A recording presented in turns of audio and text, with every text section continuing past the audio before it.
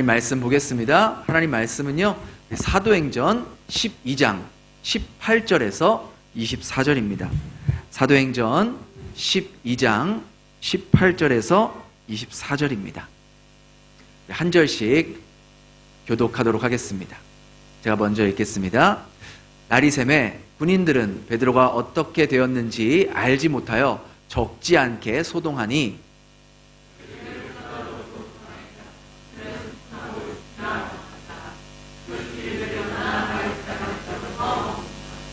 헤롯이 두로와 시돈 사람들을 대단히 노여워하니 그들의 지방이 왕국에서 나는 양식을 먹는 까닭에 한 마음으로 그에게 나와 왕의 침소 맡은 신하 블라스도를 설득하여 화목하기를 청한지라.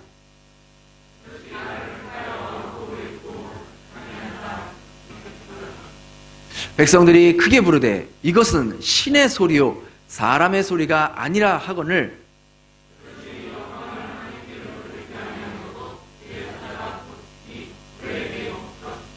우리 24절 같이 읽겠습니다. 하나님의 말씀은 흥왕하여 더하더라.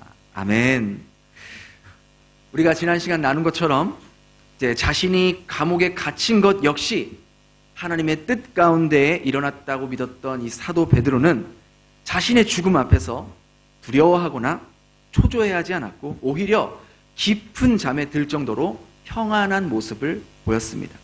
그런 베드로를 하나님께서는 천사를 보내어서 사람의 힘으로는 절대로 나올 수 없는 그 깊은 지하 감옥 가운데서 나오게 하셨죠.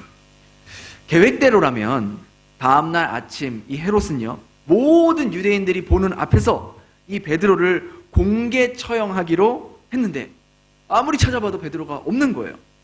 무려 16명이 돌아가면서 심지어 왼쪽 팔, 오른쪽 팔에 이 군인들을 포승줄로 묶고 또 2명은 감옥에서 계속해서 뚫어져라 쳐다보는 것을 사교대로 그렇게 했는데도 불구하고 전능하신 하나님 앞에서는 그런 일은 아무것도 아니었던 것이죠. 그러자 엄청난 소동이 일어납니다. 헤롯은 지금 자신의 정치적 입지에 굉장한 타격을 입게 되었던 거예요. 그러자 헤롯은요, 이 베드로를 감시했던 그 군인 16명을 신문하고 그들을 즉각 처형시킵니다. 그 당시 로마법에 따르면 이 죄수를 감시하던 군인이 어떤 실수로 혹은 자신의 불찰로 그 죄수가 도망가면 그 죄수가 받았던 형벌을 그대로 그 군인이 받게 되어 있었거든요. 그래서 사형을 집행하려 했던 이 베드로를 놓친 군인 16명을 즉각적으로 참수형에 처해지고 말았던 것이죠. 여러분 생각해 보십시오. 이 군인들이 뭘 잘못했습니까? 그들은 분명 한 아내의 남편일 것이고 한 가정의 아빠일 것이고 누군가의 아들일 텐데 헤롯은 자신의 정치적 목적을 달성하지 못한 것에 분노해서 그 군인들을 모조리 죽이는 잔인한 사람이었던 것이죠. 그는 자신의 목적을 달성할 수만 있다면 얼마든지 이 사람 목숨은 활이 죽일 듯이 죽일 수 있었고 그 어떤 수단과 방법을 가리지 않고 자신의 왕권과 정치적인 입지를 지키려는데 혈안이 나 있던 인물이었던 것이죠.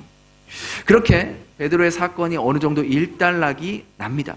오늘 본문 이제 19절에 보면은 이제 파수꾼들을 죽이고 난 후에 헤롯이 유대를 떠나 가이사랴로 떠났다고 그렇게 했어요. 근데 마치 이게 본문이 이렇게 이어져 있어서 뭐 신문하고 죽이라 명하니라 하고 바로 헤롯이 유대를 떠나 가이사랴로 간 것 같은데 그게 아니라 이 베드로 탈출 사건과 헤롯이 유대를 떠나 가이사랴로 간 사건은 약 1년간의 시간차가 있습니다. 1년 후에 이 헤롯이 유대를 떠나서 가이사랴로 갔던 것이죠. 근데 이 가이사랴의 지도를 보시면은 잘 보이시나요? 저쪽 이제 지중해를 끼고 있는 저 사마리아 위쪽, 왼쪽에 이제 약간 위쪽 북쪽에 있는 곳이 바로 가이사랴예요. 그래서 예루살렘에서는 북쪽으로 한 100km 정도 떨어진 지중해를 끼고 있는 항구 도시입니다. 근데 이 가이사랴라는 도시는요, 이 본문에 나온 이 헤롯 아그리빠의 할아버지, 그러니까 제가 2주 전에 말씀드렸죠. 이 헤롯 왕가는 4대째가 이제 나오고 있는데, 그 첫 번째 나오는 이 헤롯 아그리빠의 할아버지인 헤롯 대왕, 그러니까 예수님이 어렸을 때 그 애기들 다 죽여라 했던 그 헤롯 대왕이 재정비했던 도시가 바로 이 가이사랴입니다.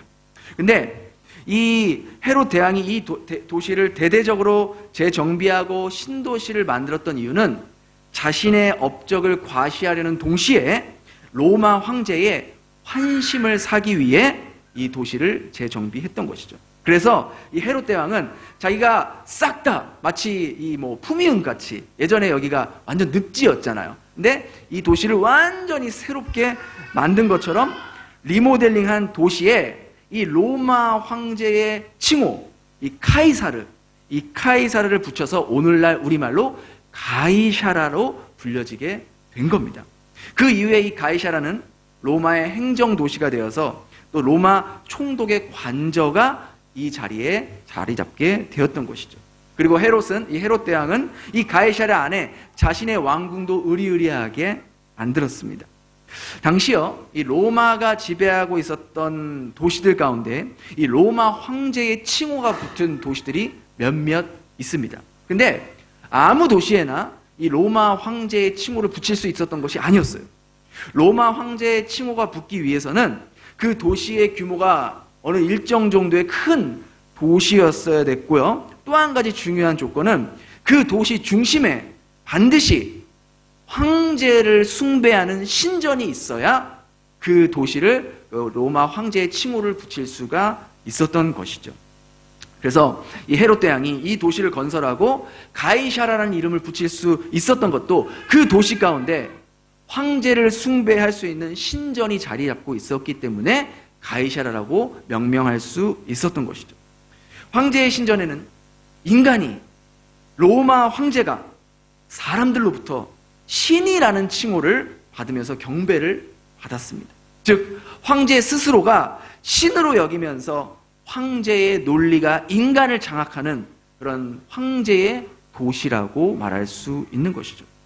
여기서 황제란 인간의 욕망 가운데 자신이 얻고자 하는 것이 있다면 수단과 방법을 가리지 않는 그러한 욕망의 대표적인 말로 불릴 수 있는 겁니다.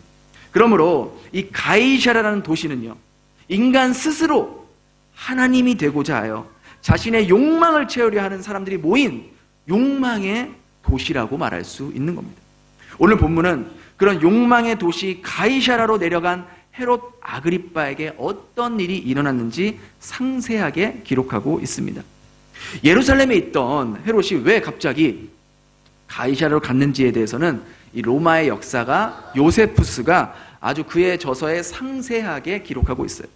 그의 기록한 유대 역사서에 따르면요, 그 당시 로마 황제였던 이 글라우디오 황제가 다른 나라와 이 전쟁을 치르고 이기고 돌아와서 큰 잔치를 벌이고 있었는데, 그 잔치에 참여하기 위해서 이 헤롯 아그리빠도 가이사라로 올라갔던 것이죠. 우리 본문 20절 한번 같이 한번 읽겠습니다. 시작. 헤롯이 들어와 대단히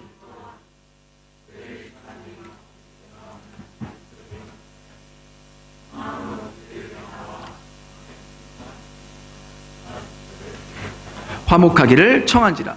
그러니까 여러분이 이렇게 사도행전 읽다가 이 구절 보면 무슨 말인지 알겠어요? 그냥 성경의 배경과 여러 가지 어떤 주석이 없이 이것만 읽으면 도대체 무슨 말을 하고 있는 건지 전혀 알 수가 없어요. 그러니까 그냥 성경만 읽으면 이거의 뜻을 전혀 모르는데, 이것 역시 그 당시 성경의 배경과 문화를 알고 있어야 하는 것이죠. 아까 이제 우리가 지도를 보면은 알겠지만은 이제 지중해를 끼고 있는 가이사랴가 저쪽 이제 왼편에 이렇게 자리 잡고 있습니다. 근데 이 두로와 시도는 바로 그 위에 있는 도시예요. 두로와 시도는 그 위에 있는 무역 도시인데, 이게 무역 도시인지라 어쩔 수 없이 그러한 먹을 수 있는 양식을 전적으로 이스라엘에 의존하면서, 그러니까 이스라엘로부터 수입해서 살았던 도시가 바로 두로와 시돈이었던 거예요. 근데 어떤 이유인지 정확하게는 알 수 없지만 이 헤롯이 이 시돈과 두로의 지도자들에게 불만이 있었어요. 분노를 갖게 되었어요. 그래서 그들에게 갑자기 이제 우리 예루살렘 이제 이 팔레스타인 지역은 이 두로와 시돈에게 양식을 공급하지 않는다라고 딱 중단 선언을 했던 거예요. 그러니까 하루 아침에 양식이 끊기게 된 이 시돈과 두로의 지도자들은 이제 헤롯 왕한테 직접 갈 수는 없고 이제 헤롯 왕궁의 그 침실을 관리했던, 그러니까 그 당시 왕의 어떤 음식이나 술이나 침실을 관리했던 사람들은 굉장히 높은 관리자잖아요. 왕의 어떤 그 목숨을 이렇게 지키는 그러한 사람들인데, 그 당시에 이제 왕궁실의 침실을 관리했던 이 블라스도라는 이 사람을 설득해서 헤롯과의 관계를 회복하기 위해서 노력을 했던 것이죠. 바로 그때 마침 이 헤롯 왕이 이 시돈과 이 두로와 가까운 이 가이사르로 간다라는 것을 블라스도를 통해서 들은 거예요. 이 시돈과 두로의 지도자들이. 그래서 이 시돈과 두로 사람들이 이 헤롯을 만나기 위해서 가이사라로 갔던 겁니다. 우리 21절, 22절 다시 한번 읽어보도록 하겠습니다. 시작. 헤롯이 나를 택하여 왕복을 입고 앉아 백성들이 크게 부르되 이것은 신의 소리요 사람의 소리가 아니라 하고. 그러니까 그렇게 이제 전쟁의 승리의 축제의 이제 기간에 한 날을 택해서 이 헤롯이 그 황제의 신전에서 연설을 하게 됩니다. 근데 군중들이 그 헤롯 왕을 보고 뭐라 그랬다 그래요? 크게 부르되 이것은 신의 소리요 사람의 소리가 아니다. 와, 신과 같다, 하나님 같다, 신을 본 것 같다 라는 찬사를 보냈던 것이죠. 근데 사실 그렇게 이야기한 사람들의 대부분이 누구였냐? 바로 두로와 시돈에서 동원된 소위 박수부대였다는 거예요. 박수부대. 그래서 그들은 헤롯이 말하는 것이 진실인지 거짓인지는 상관없이 그저 헤롯의 기분을 맞춰주기 위해서 마음에도 없는 말을 했다라는 것이죠. 그럼에도 불구하고 자신을 향해 신과 같다, 와 정말 하나님 같다, 신의 모습이다 라는 무리들의 그 열광하는 모습을 헤롯은 즐기고 있었던 거예요.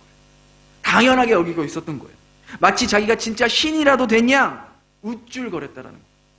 하지만 그런 교만한 헤롯의 결말이 어떠했는지 오늘 성경 본문은 우리들에게 분명하게 말해주고 있습니다. 우리 23절 같이 읽겠습니다. 시작. 헤롯이 영광을 하나님께 돌리지 아니하므로 주의 사자가 곧 친히 벌레에게 먹혀 죽인. 마치 자기가 신이라도 된 양 착각하며 그 박수부대에 그런 환호를 즐기고 만끽하고 있었던 헤롯은 진짜 하나님의 손에 의해 죽임을 당하게 되는 것이죠. 여기 우리말로 번역된 이 벌레에 먹혀 죽였다. 저도 예전에 몰랐을 때는 어떻게 벌레가 사람을 잡아먹었지? 좀 그렇잖아요. 여러분 그런 생각 안 드세요?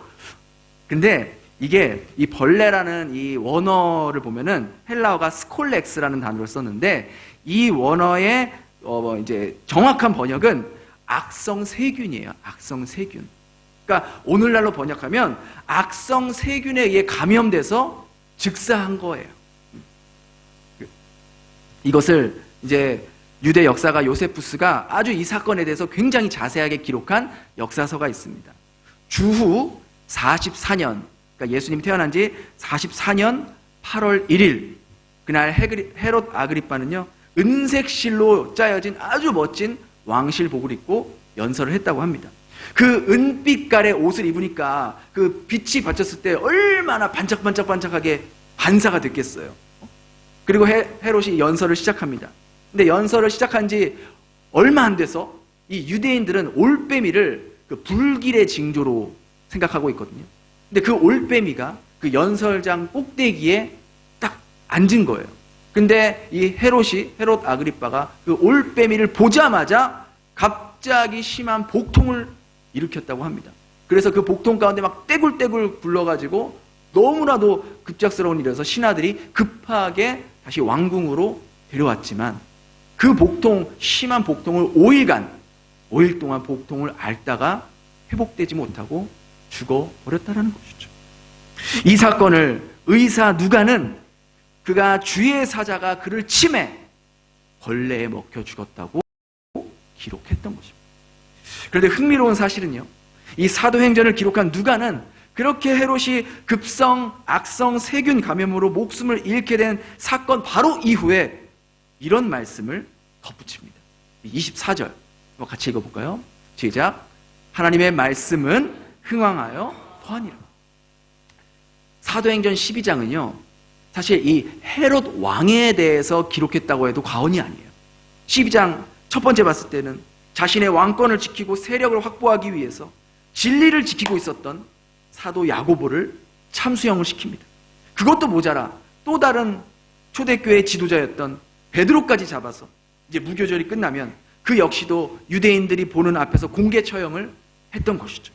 그러나 하나님의 일하심으로 도저히 탈옥할 수 없었던 그 감옥에서 주의 천사가 그를 꺼냈던 것이죠.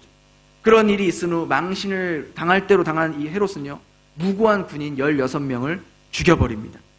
그것도 모자라 두로와 시돈 사람들에게 일방적으로 양식 공급을 중단함으로써 수많은 사람들을 굶어 죽게 될 판에 이르게 된 그 만든 장본인이 바로 이 헤롯 아그리빠였다.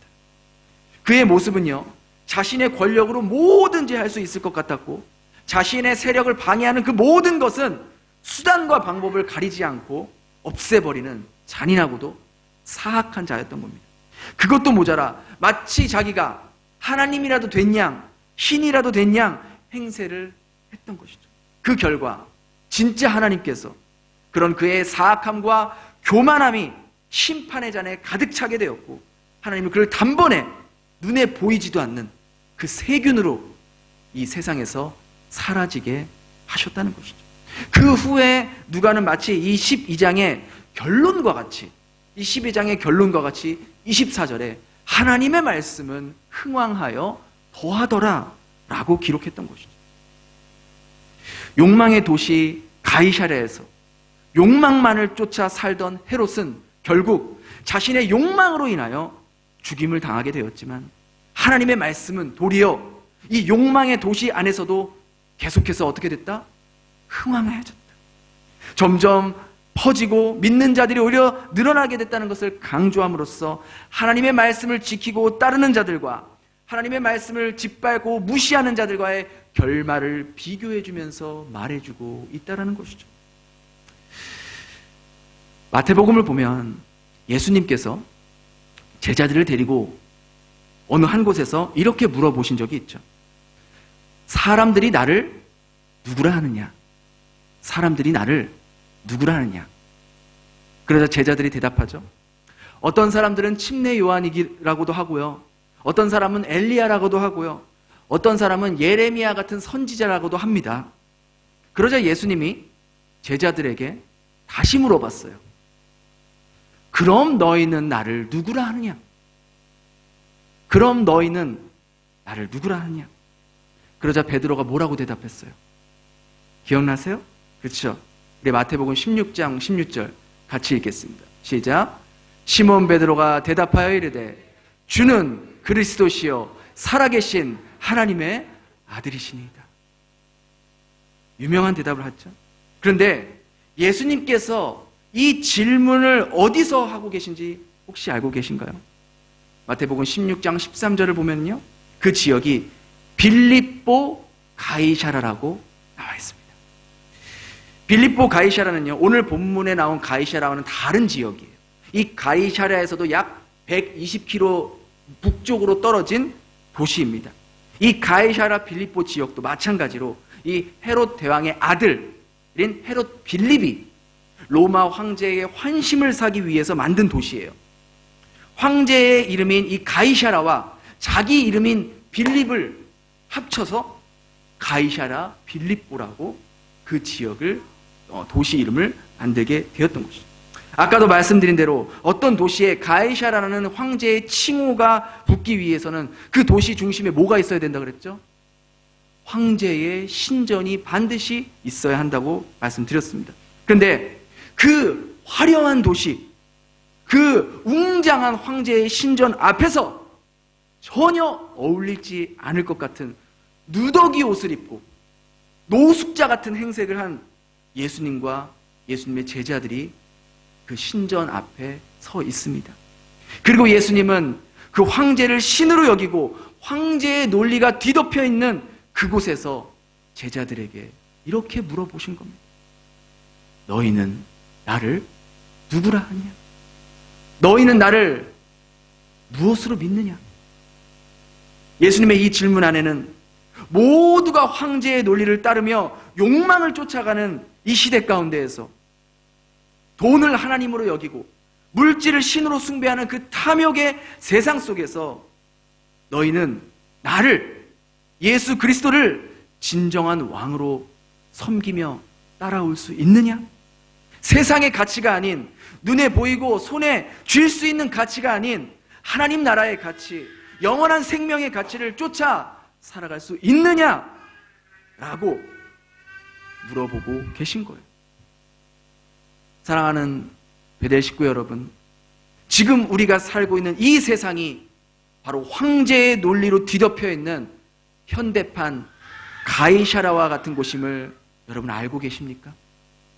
욕망에 눈이 멀어 자기가 원하는 것을 갖기 위해서는 수단과 방법을 가리지 않고 무슨 수를 써서라도 내가 원하는 것을 손에 넣으려고 하는 이 세상이 바로 현대판 가이샤라라는 것입니다.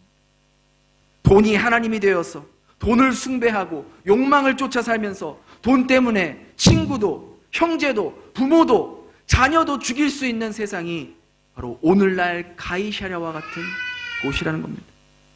너의 인생은 네 것이니까 네가 하고 싶은 대로 하면 돼. 네가 원하는 거 하면 돼. 네가 좋아하는 것만 하면서 살면 돼.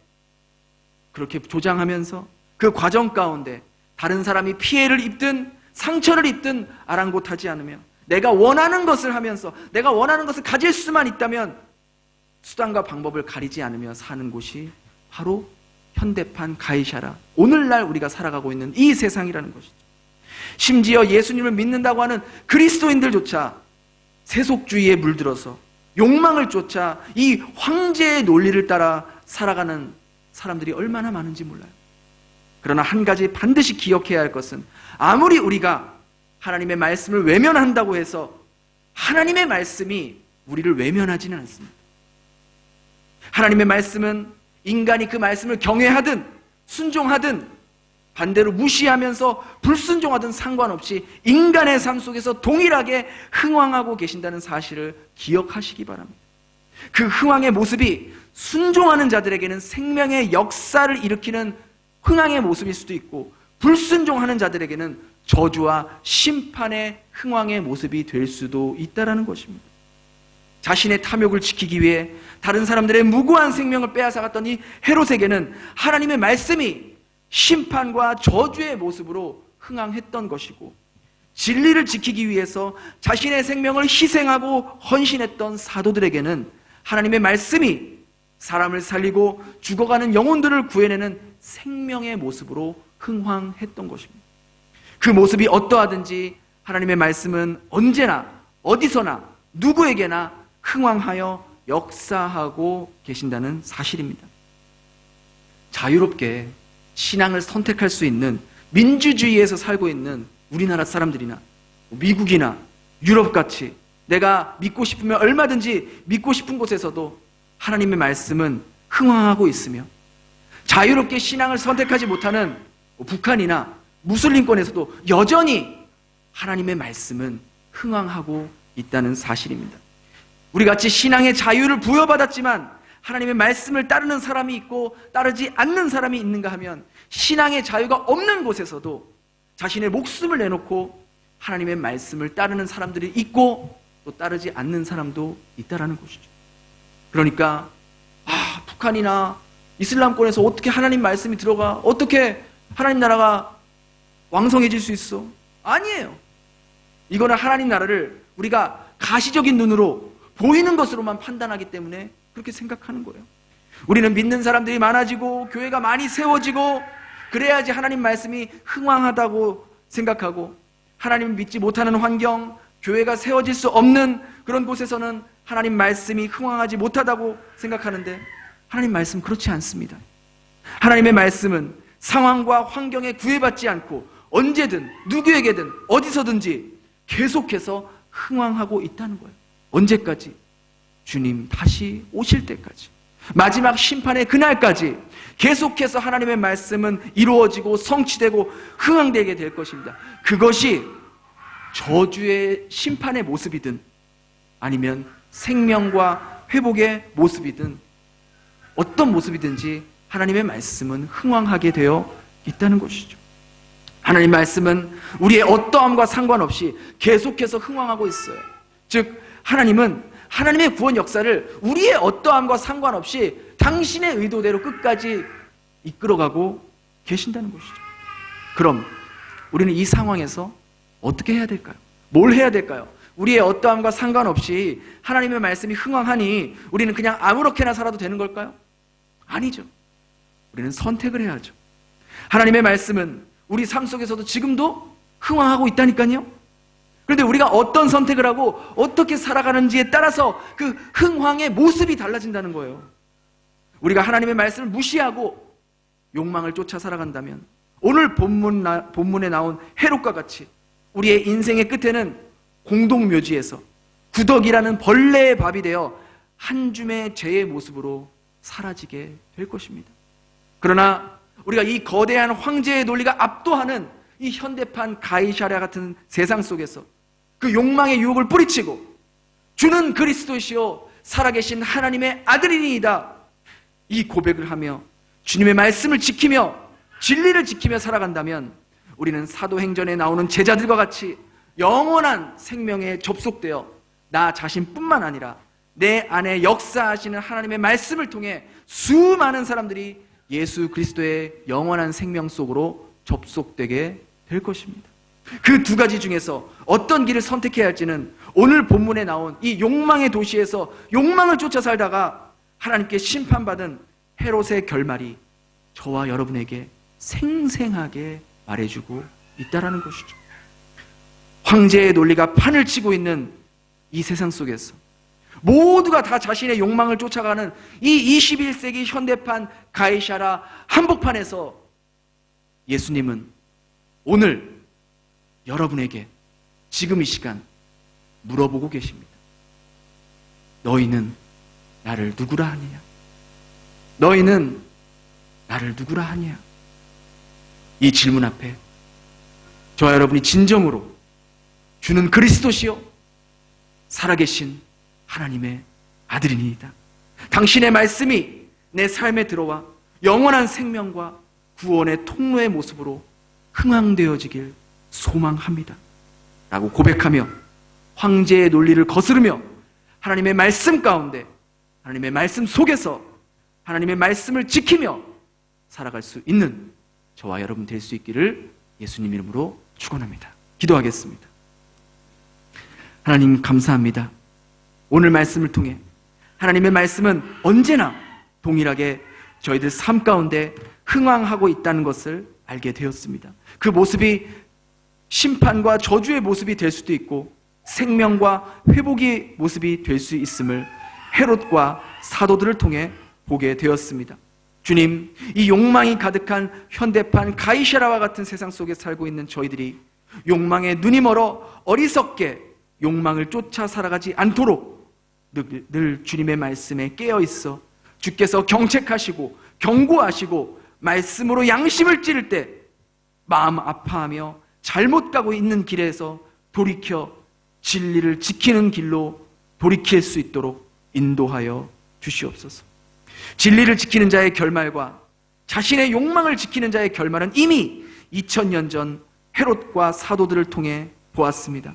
하나님의 말씀을 이렇게 오늘 듣고도 따르지 않아 벌레에 먹혀 공동묘지에 한 줌의 죄로 사라져버리는 어리석은 자가 되지 않게 하시고 진리를 지키며 오늘 말씀대로 저희들의 삶 가운데 역사하시는 하나님의 말씀이 생명과 회복의 모습으로 흥황하는 삶을 살게 하여 주시옵소서.